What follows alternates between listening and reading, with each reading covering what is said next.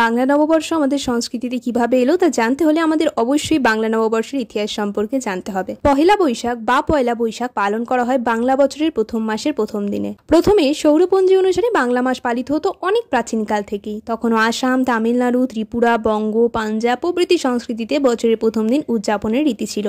বাংলা নববর্ষের প্রবর্তক হলেন সম্রাট আকবর। সম্রাট আকবরের নির্দেশে তৎকালীন সময়ের বিখ্যাত জ্যোতির্বিদ ফতেউল্লাহ সিরাজি 1584 সালের 10 বা 11 মার্চ প্রথম বাংলার সাল গণনা শুরু করেন।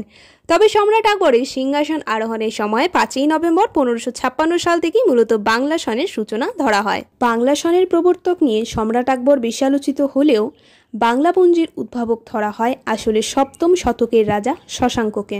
বাংলা 12 মাসের নামকরণ করা হয়েছে বিভিন্ন নক্ষত্র থেকে, যেমন বিশাখা নক্ষত্র থেকে বৈশাখ, জাইস্তা থেকে জ্যৈষ্ঠ, ষাট থেকে আষাঢ়, শ্রাবণী থেকে শ্রাবণ।